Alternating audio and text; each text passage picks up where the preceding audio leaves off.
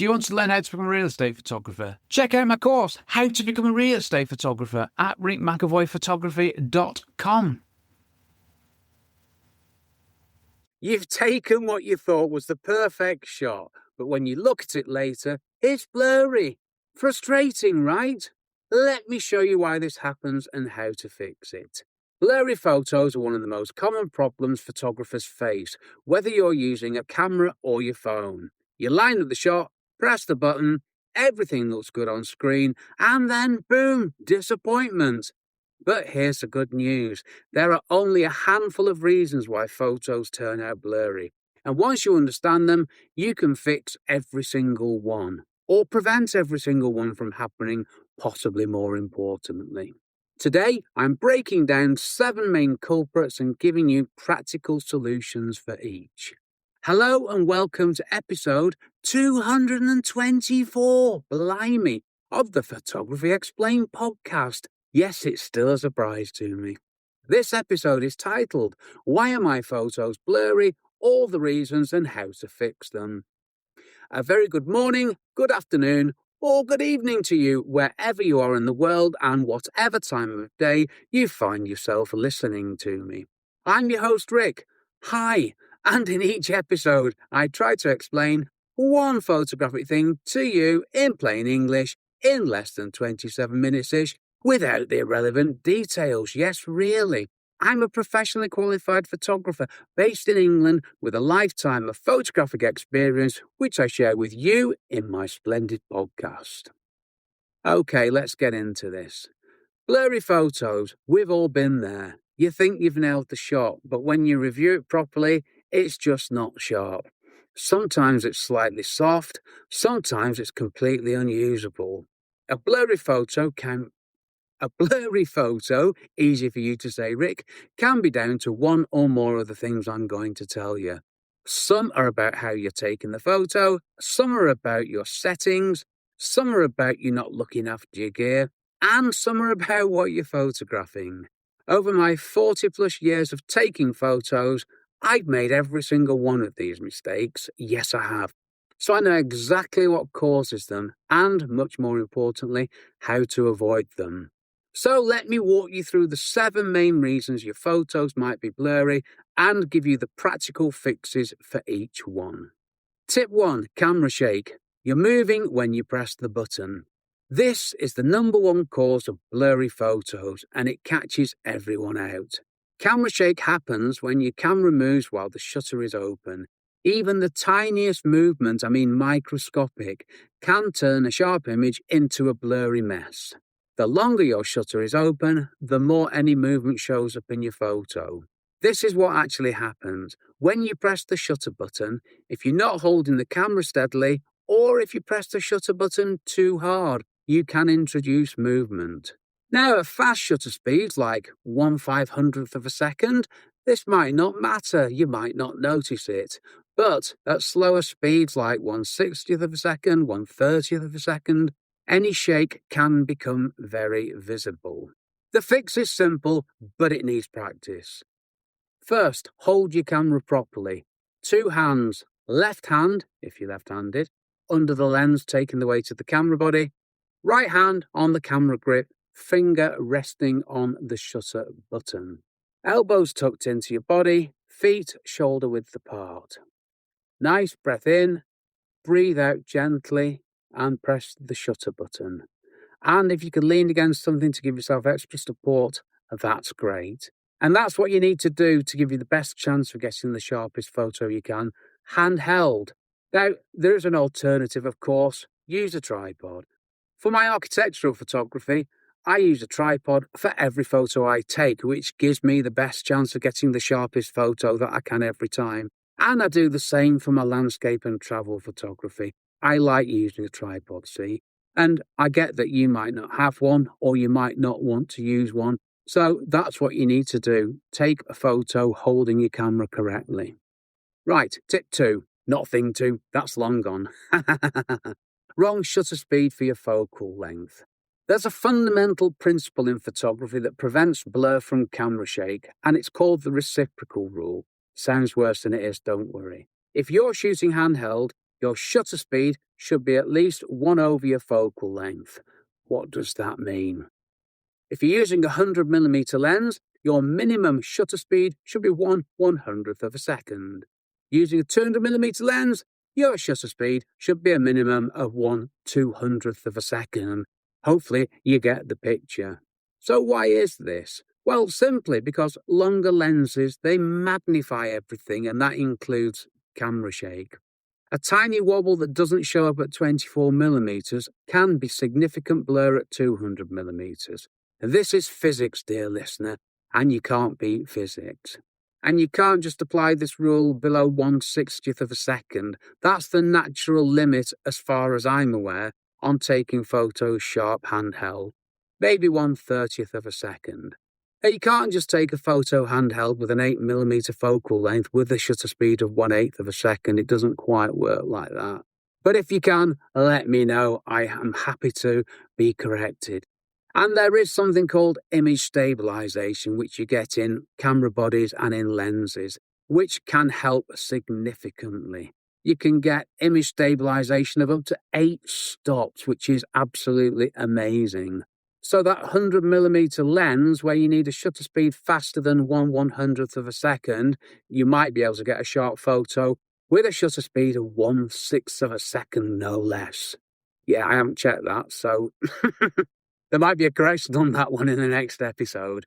Whatever the case, try this out first and make sure you know the limits. Pushing to the max every time, it might not work. Tip 3, your focus is off. You're focused on the wrong thing. This is easily done.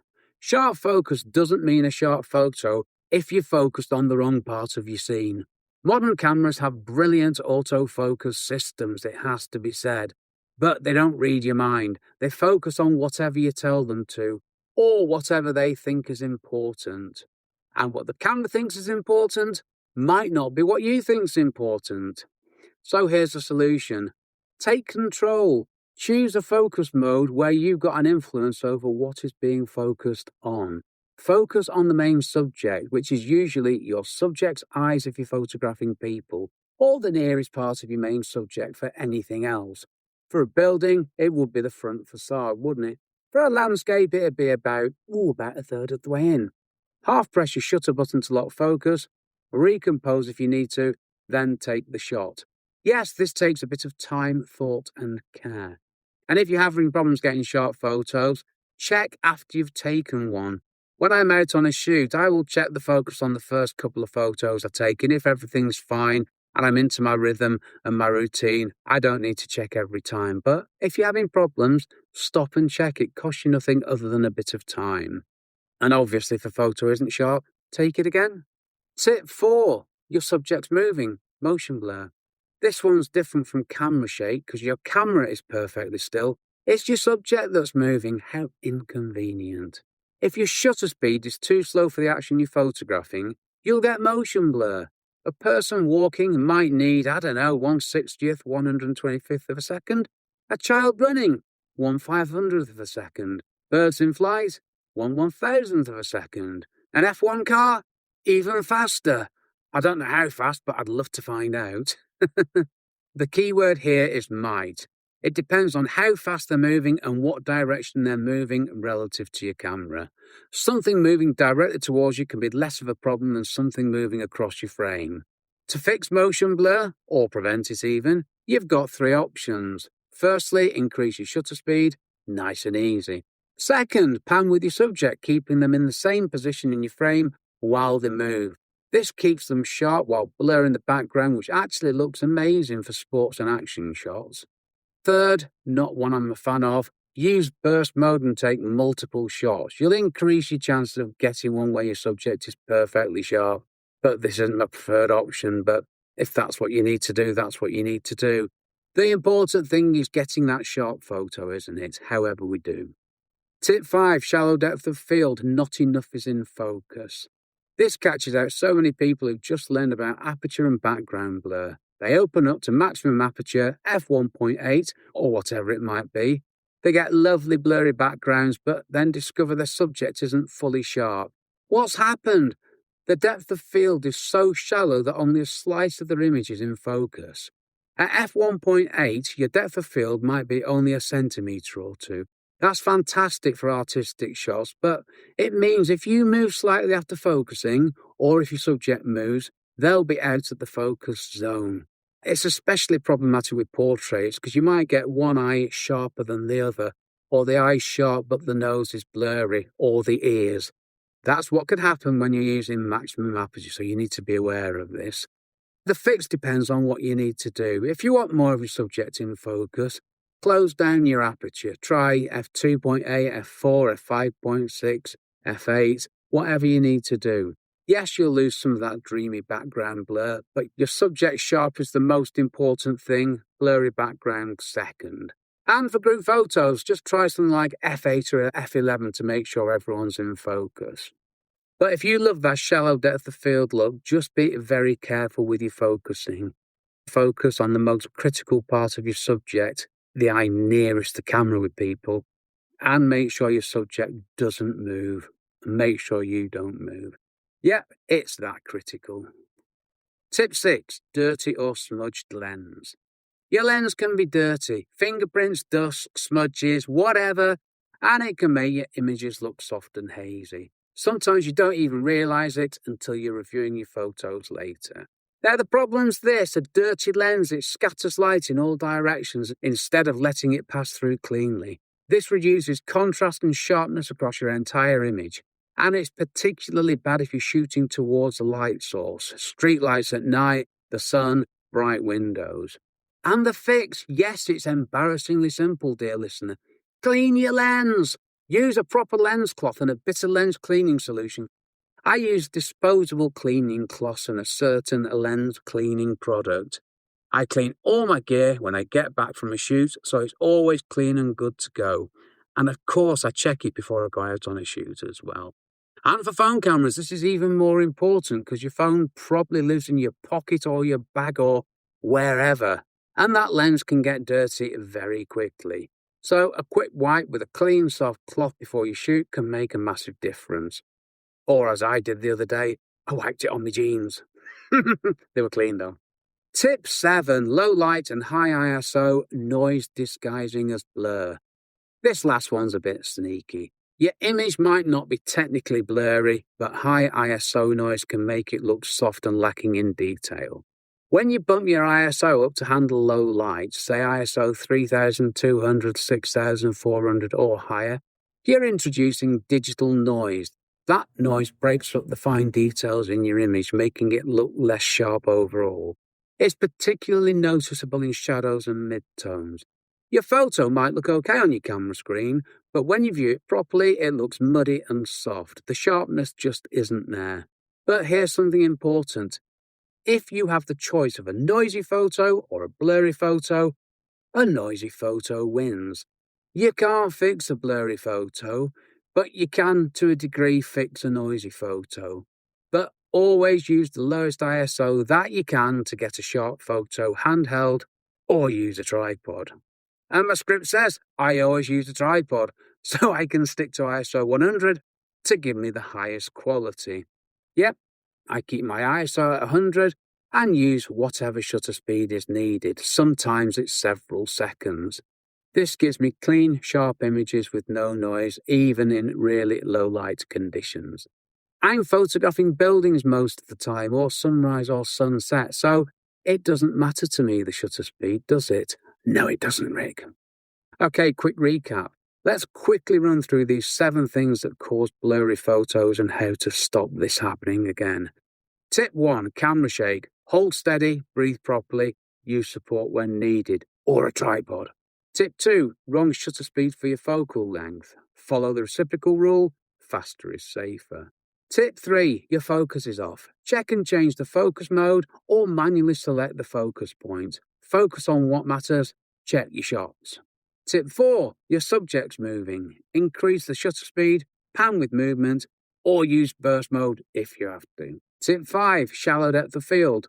Close down your aperture if you need more in focus. Tip 6, dirty lens.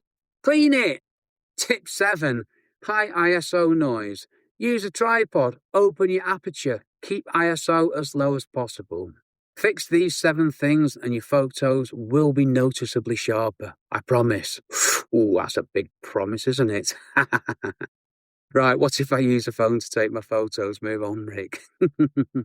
Everything I've just explained applies to phone cameras too, though some of it works slightly differently, of course. Camera shake is not often a problem with phones as there's so much going on tech-wise, but they're lighter and easier to wobble. So if camera shake is a problem, hold your phone with both hands, brace your elbows against your body, and tap the shutter button gently.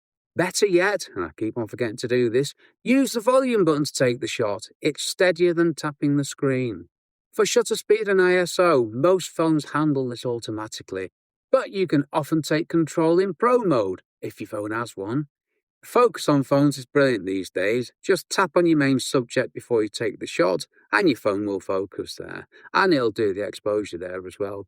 Just make sure you're tapping on the right spot though, this is crucial. And when you take the photo, tap gently, use the volume buttons if you got the manual dexterity to tap on your screen and then use the volume button immediately afterwards. I don't think I do. And then dirty lenses, let's not forget. This is probably the biggest issue with phone photography.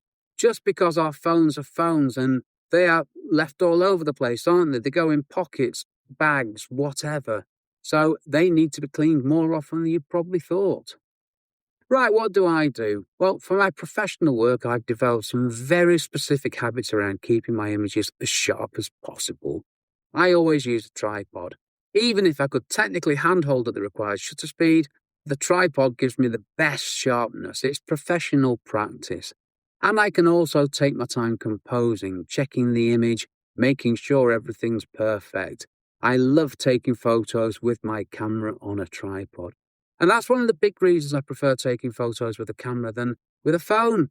Yeah, there you go. And I use the lowest ISO for the highest quality. With my camera on a tripod, I can stick to ISO 100 for every shot, which gives me the cleanest, sharpest possible images and zero noise. I keep my lenses immaculately clean. Well, all my gear, to be fair to me. I clean all my gear when I get back from a shoot, so it's always clean and good to go. I also check my camera before I go out on a shoot, and one of the things that I do is make sure all the settings are set back to my default starting point, which saves me time and hassle when I start taking photographs. I manually select the focus point. I don't leave it to the camera to decide what's important. I choose exactly where I want to focus, and I check after taking the shot by zooming in on the photo on the back of the screen. But I always use autofocus because it's more accurate than my aging eyesight. If you had my eyes, you wouldn't use them to focus, I can promise you.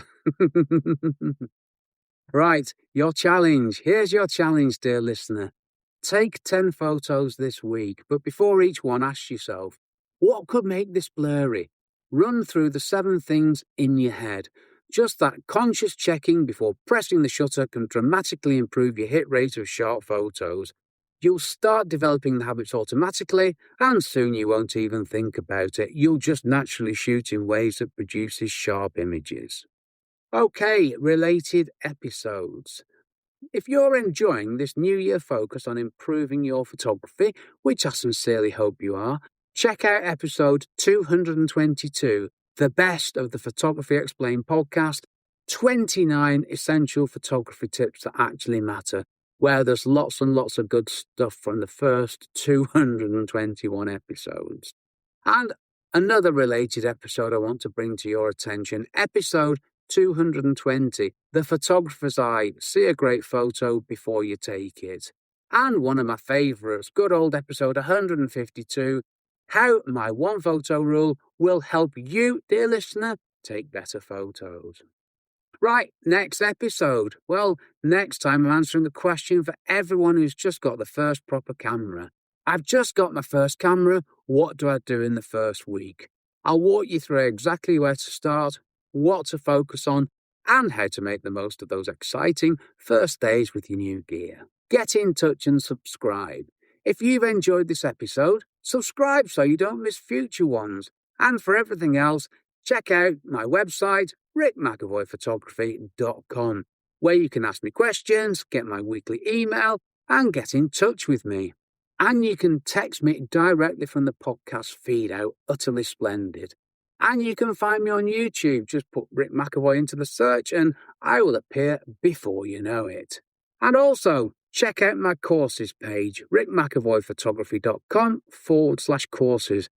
And also check out my brand new resources page, which has got links to all sorts of good stuff.